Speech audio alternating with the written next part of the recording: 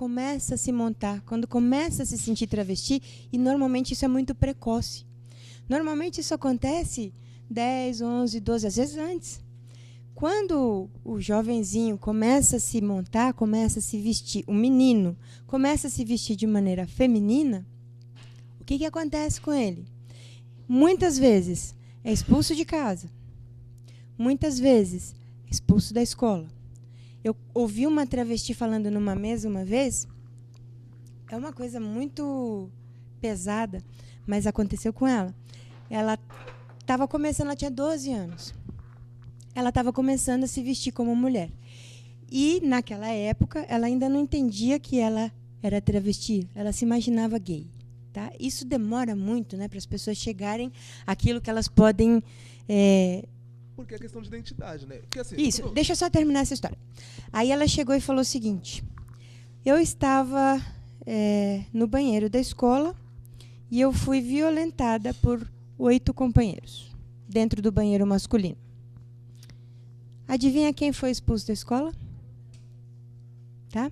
Então, a questão aí, muitas vezes, essas pessoas são expulsas de casa, são expulsas da escola, não são aceitas no mercado de trabalho, como você disse, por causa do preconceito. Uma boa parte, não é todo mundo, porque esse é um outro preconceito e um outro estigma, mas uma boa parte acaba indo para o mercado do sexo, justamente por causa de todo esse preconceito e essa violência. E aí, no mercado do sexo, elas estão cada vez mais expostas. E o que tem de diferente em relação à violência sofrida por essas pessoas é que, com as travestis, além da frequência e da intensidade serem insuportavelmente maior, a gente sempre tem tortura e requintes de crueldade. Dificilmente não. Tá? As pessoas se divertem matando o travesti. Eu vou contar para vocês. Eu tinha um aluninho, eu dava aula particular, eu tinha um aluninho super cabeça aberta, gente boa e tal, tinha uns 14, 15 anos, estava começando a sair na noite. Estava começando a sair para baladinha e tal, né? Aí um dia ele me contou todo feliz, isso já tem muito tempo. Ele me contou todo feliz, super, super, super feliz, que ele saiu com a galera, e aí quando eles voltaram, eles passaram na rua, eu não me lembro qual que era agora, mas que as travestis faziam ponto, e a diversão deles era enrolar o tapetinho do carro de borracha e passar dando porrada nelas. E isso era divertido. Vocês entendem um pouquinho o que é essa exposição? A gente, como sociedade, não dá possibilidade dessa pessoa ter cuidado, acolhida, amor, afeto. A gente não dá possibilidade dela ter formação, trabalho. A gente humilha, ridiculariza, a gente exclui todo o tempo e ainda se diverte agredindo e matando. É uma das piores situações. Pior do que ser travesti é ser travesti que mora na rua.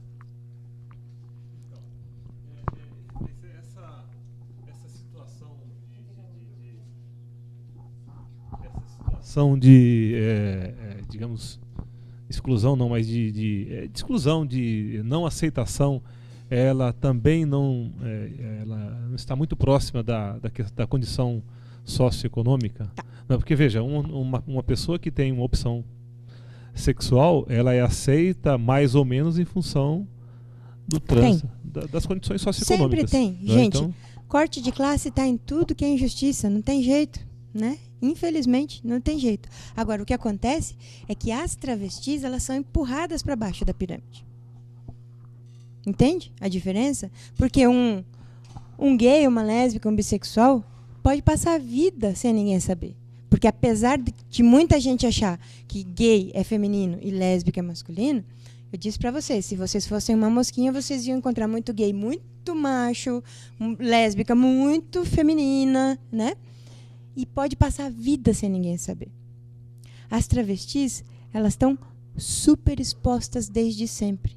E aí elas são realmente empurradas para a base da pirâmide. Elas são uma categoria muito empobrecida e com pouco acesso à informação justamente por causa disso. Tá? E aí, há pouquíssimo tempo, em relação ao movimento de afirmação dos direitos, há muito pouco tempo é que a gente tem uma organização das travestis e das trans. Isso é muito recente. Por quê? Até dentro do movimento LGBT tem preconceito contra elas. Tá? Deu para entender a diferença de transexual e travesti? Eu vi umas carinhas ainda com interrogação. Deu? Não?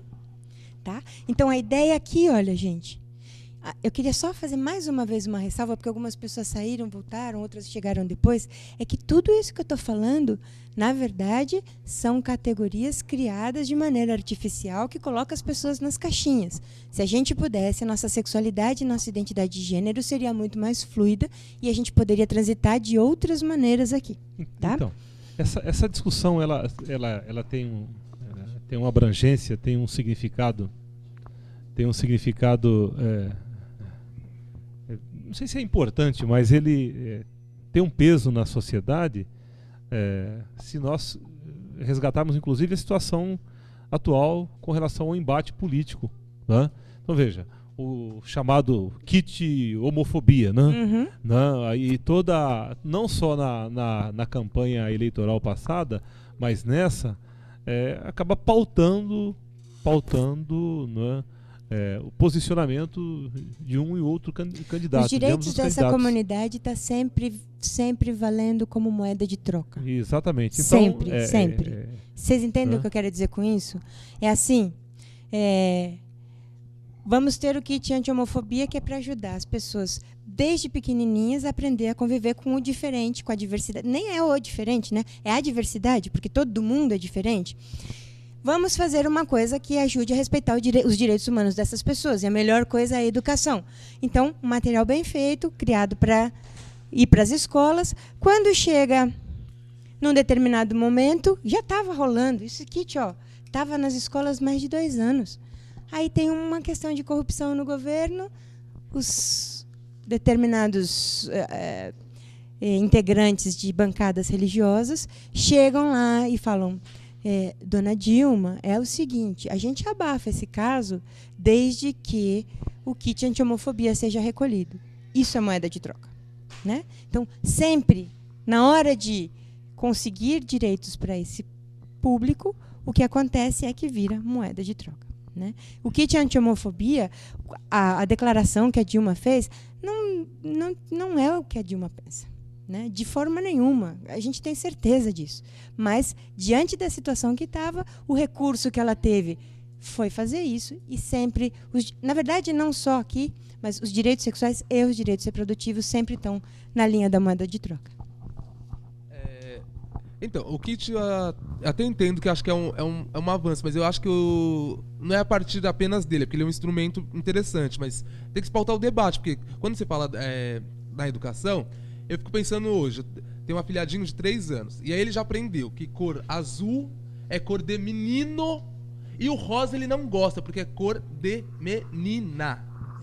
Ele tem 3 anos, mas ele começou a aprender isso lá antes de nascer, porque agora tem ultrassom, a mamãe e o papai já sabem em determinado mês que vai ser menino ou menina e já pinta o quarto de azul, já compra carrinho, já compra espada, bola de futebol. Quando ele nasce ou ela nasce, né, vamos supor um menino, lá na portinha da maternidade vai estar a camisa do time de futebol, né?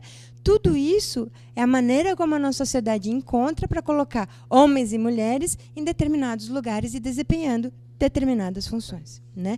E um dos grandes problemas dessa comunidade justamente é desigualdade de gênero. É um empoderamento tão grande dos homens e uma desqualificação tão grande das mulheres que o seu afilhadinho tem problema em usar rosa, mas as meninas não têm problema em usar azul. Né? Então, é verdade isso que você está falando. É perfeito. Bom, agora para a gente... Eu vou passar para a próxima aqui, só para a gente começar a entender um pouquinho o que é opção sexual. Não existe opção sexual. Não existe opção sexual. Se alguém tem dúvida, eu faço uma pergunta aqui. Levanta a mão, aqui agora, quem olhou para alguém, não sentiu nada e falou: amanhã eu vou sentir desejo por aquele cara. Quem? Alguém? Alguém escolheu por quem ia sentir atração? Eu não estou perguntando se escolheu com quem ia casar ou namorar, porque eu posso fazer isso sem sentir nada. ou sentindo alguma coisa light, ou uma afeição. Eu estou falando de uma coisa poderosa, atração. Atração sexual, atração afetiva, né? Alguém daqui escolheu? Claro que não, né, gente? Porque senão, quanto trem ruim a gente tinha deixado de tomar na vida, né? Porque depois que passa a paixão, porque na verdade é alguma coisa que nos toma. A gente fica com a boca seca, o coração dispara, né? Quando vê a pessoa chegando, e agora ela chegou e não sei o quê, né? Uma coisa que nos toma. Quando passa a paixão, que é uma doença, né? Quando passa a paixão, você fala, meu Deus, o que eu estava fazendo com essa pessoa, né? Ninguém escolhe esse sentimento. O que acontece é que a gente sente. Por isso a gente não fala opção sexual. A gente fala orientação sexual, tá? Orientação sexual significa para que lado vai o meu desejo, para que lado vai o meu desejo sexual e meu afeto. Por isso orientação, tá? Não é orientação educacional, sexual que a gente tem na escola, essas coisas, não é isso não, tá bom?